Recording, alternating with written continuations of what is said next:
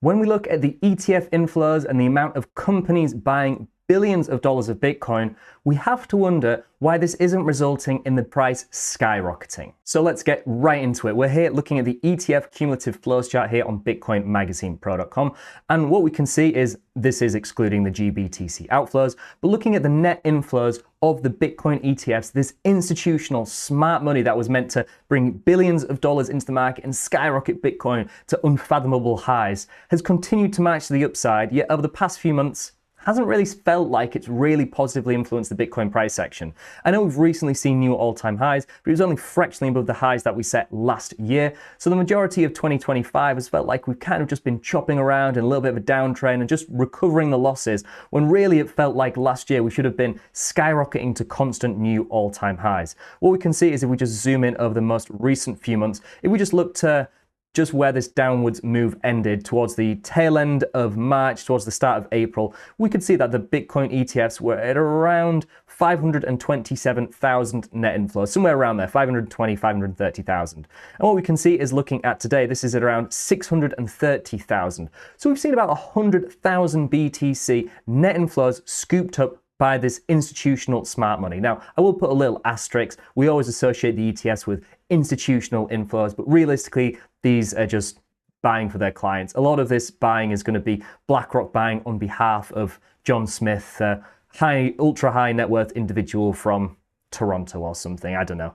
But this isn't necessarily just institutional inflows. What we can also look to though is something like the treasury company analytics. And what we can see here is specifically micro or just strategy now, MSTR. And what we can see is, again, if we scroll down over the past few months, these have been aggressively buying as well. What we can see is, again, looking towards the tail end of that downwards move, MSTR were holding around 528,000 Bitcoin on their balance sheets, and now it's far exceeded 592,000. So again, this is tens of thousands of Bitcoin that have been brought up just by MSTR. And if we go to the treasury company analytics page of all of them, God, I'm struggling a bit today. We scroll down, we can see that they are currently holding 823,000 Bitcoin. So this is huge, $86 billion. Combine that with the hundreds of thousands of Bitcoin owned by the ETFs. This is hundreds of billions of dollars owned by this smart money, these institutional players.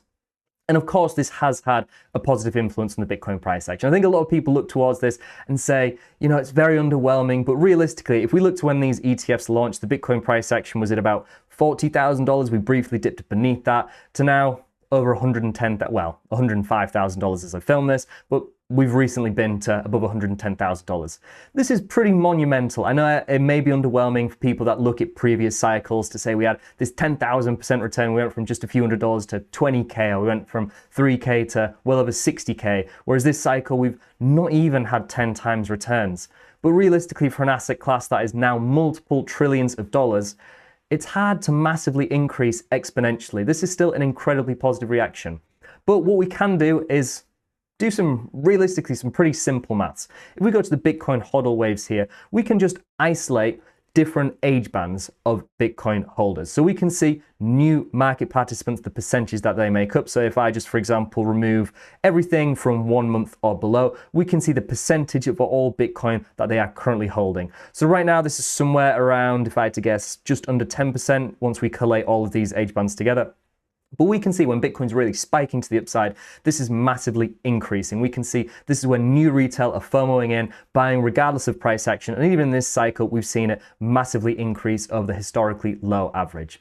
But what I've done is utilizing the Bitcoin Magazine Pro API is I've actually taken this data, because what we're going to do is look at how much BTC the institutions are buying at easy. What we need to see is why this isn't positively influencing the Bitcoin price like we'd maybe anticipated.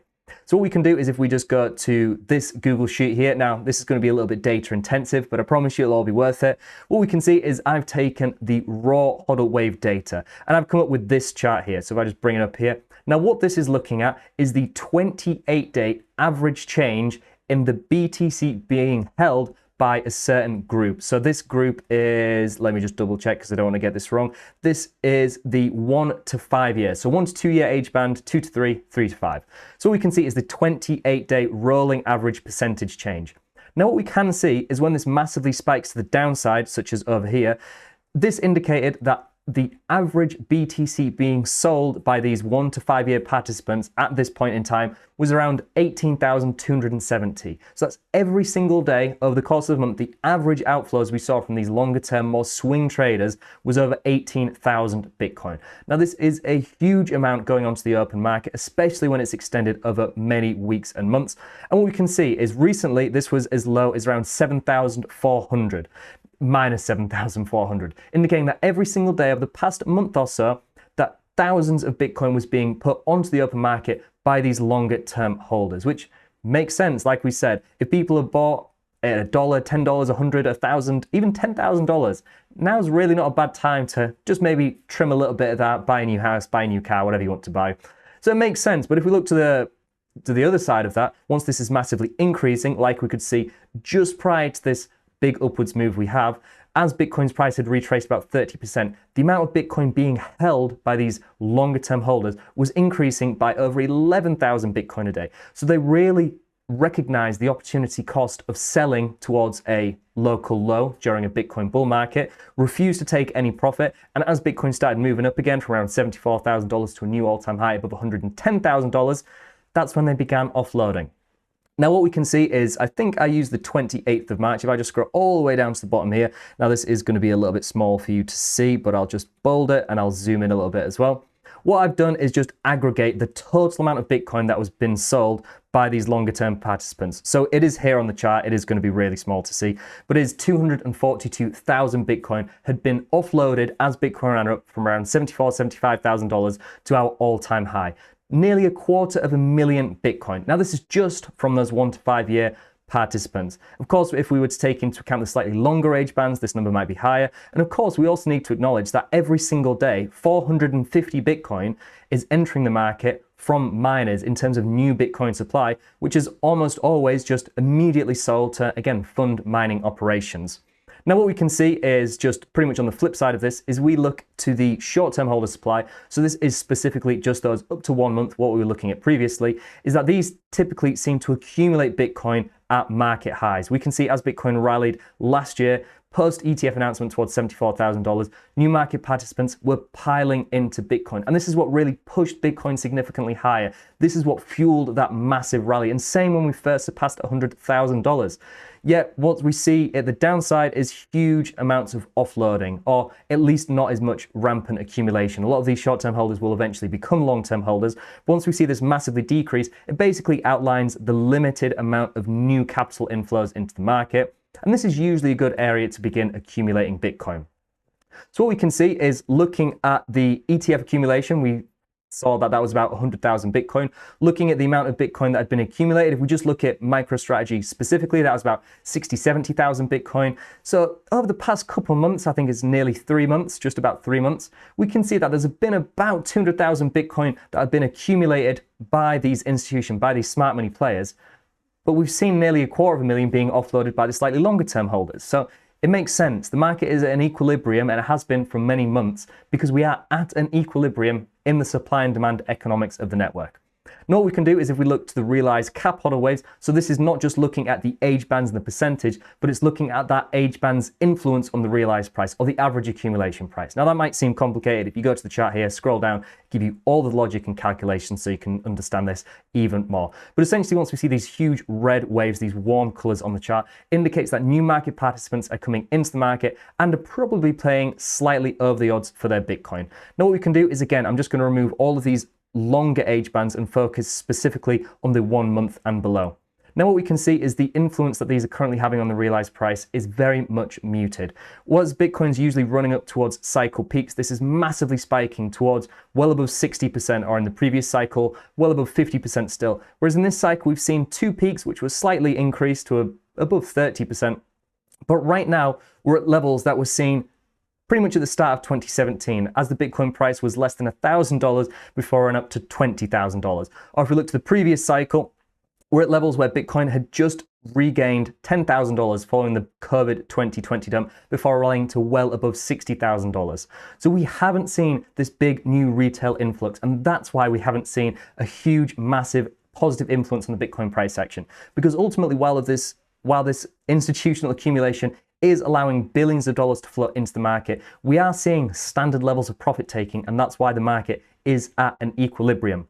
And one other influence is if we look to the Bitcoin open interest, we are seeing a huge amount of people, rather than buying spot Bitcoin and actually positively influencing the supply and demand economics of the network, we're seeing more and more people just trade derivatives, buying paper Bitcoin. We can see as Bitcoin towards the tail end of the last bear market was towards its bottom before it actually had this big FTX collapse dump. We could see this was around 5 billion, averaging around $5 billion of open interest. Whereas now, even recently, we surpassed $25 billion. So even though we're talking about billions of dollars of inflows into the spot markets, we're seeing tens of billions of dollars just being traded on the derivatives market, which isn't necessarily having a positive influence on the Bitcoin price action.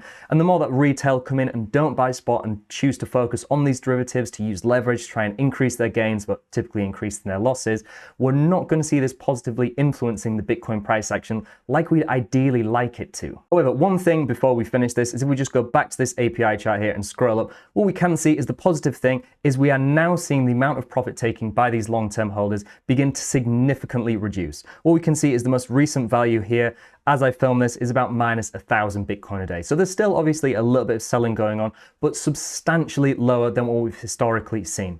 Now, if you don't want to do some complex API stuff, although it is pretty simple, we have made a guide about it, what you can do is a really great chart, one I like to look at, and one we've actually covered in our most recent video, is if you go to the value days destroyed, it essentially just outlines this chart very nicely. What we can see is if we just zoom in over the current cycle, every time we see these low green colors, it indicates that Bitcoin is not being sold by long-term and large market participants. The value days destroyed takes the coin days destroyed. So one coin day would be one Bitcoin being sold after being held for 1 day, whereas 100 coin days would be one Bitcoin being sold after 100 days or 0.1 after 1,000 days. So it weights Bitcoin transactions by the amount being transacted and the length of time it was held. Once we aggregate that, convert it into USD dollar amount, that type of thing, we get the value days destroyed. Now what we can see is pretty much in line with exactly what I was saying. This was spiking to the upside as Bitcoin was running up, indicating that we were seeing some profit taking. Whereas now we're practically back towards these green lower levels. So what we need to see is continued institutional inflows, which by all accounts that looks like it's going to continue. We're already seeing a decreased amount of profit taking by these long-term holders, which has recently had a positive influence on the Bitcoin price action, even after our most recent retracement. But ultimately, we need to see this big retail influx. Are we going to see a big retail inflow like we've seen in previous cycles, huge amounts of FOMO? Potentially not. But as long as we see something like we've seen multiple times this cycle already, which is likely going to happen again, then we're likely to see Bitcoin rally substantially to the upside. If we just look to the previous two instances in this cycle, I've just removed it so it's not the easiest to see, but when we first surpassed $100,000, we were beneath $50,000 just a couple months before that. We had 100% returns, a blink and you'll miss it amount of gains for Bitcoin. And again, once we had this big run up to around $73,000, $74,000, just prior to that, when this was incredibly low, the Bitcoin price was hovering around $25,000, $30,000 for what felt like an eternity. And boom, within a few months, over $70,000, over 100% returns again. Now we're at comparable levels as Bitcoin is just hovering above $100,000. Can you imagine what 100% gains from these levels might look like? How that would feel to see Bitcoin rally towards $200,000? Because ultimately, the supply and demand economics are pointing towards that being a realistic occurrence. Also, please don't forget to like this video, subscribe to the channel and turn on notifications to ensure you're receiving all of our content as soon as it's released. And make sure to check out all the charts we discussed today, as well as the many more that are all available on BitcoinMagazinePro.com, your #1 source for Bitcoin analysis. So just to summarize, we are seeing a huge amount of inflows from the Bitcoin ETFs and treasury companies such as Strategy buying billions of dollars worth of BTC. So the lack of any immediate positive reaction in the price action that we've seen over the past few months does feel somewhat underwhelming.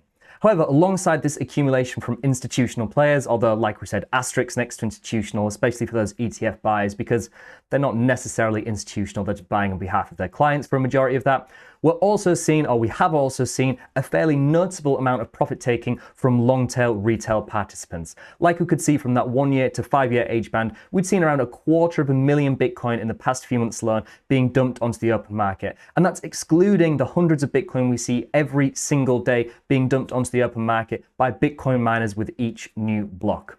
And what we need to see is that the Bitcoin price is purely influenced by these supply and demand economics. And when they're in equilibrium, like we've seen, about 200,000 accumulated by institutions or ETFs and Bitcoin treasury companies, alongside the muted retail FOMO capital inflows of, again, just a few tens of thousands of Bitcoin, the market's pretty much in equilibrium. If you just do this type of analysis, it's really easy to see where the Bitcoin price action is likely to go because, as we've said, it's purely driven by the amount of Bitcoin being bought and sold at any given period.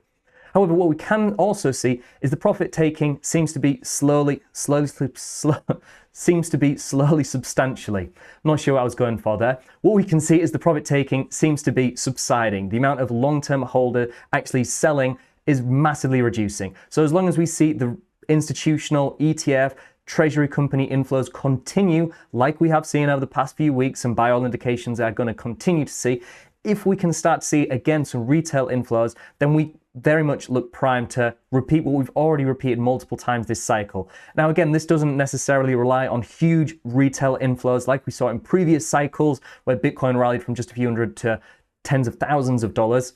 That isn't necessarily required, and it isn't necessarily a probability given the fact that most retail investors may have been burnt in previous cycles, and given the current state of the global economies, there's not a huge amount of spare capital that people really have lying around to put in more speculative, volatile investments. But if we can just replicate something we've already seen this cycle, which is definitely a possibility, then we can just look at the maths and say how positive that is likely going to make Bitcoin look in the very, well, hopefully not too distant future. If you like this video, then please visit bitcoinmagazinepro.com, where our analytics help you to cut through the noise to make informed, data-driven decisions about Bitcoin. With over 150 live charts, personalized indicator alerts, in-depth crypto industry reports, API access, and more, all for a fraction of the standard industry price. And let me know what your thoughts are on this institutional accumulation of Bitcoin, as well as the treasury companies, all the ones that we're seeing above here, buying hundreds or thousands of Bitcoin at frequent intervals. Do you think that this is a net positive, and do you think we are about to see a huge positive influence on the Bitcoin price action as a result of these massive institutional inflows? Or do you think that maybe we're not going to see this big retail influx? Maybe macroeconomic conditions and global uncertainties are going to limit the upside potential of this Bitcoin bull cycle? Whatever your thoughts are, let me know in the comments below, and on social media. I look forward to reading and replying to them. Thank you all very much for watching, and I'll see you in the next one.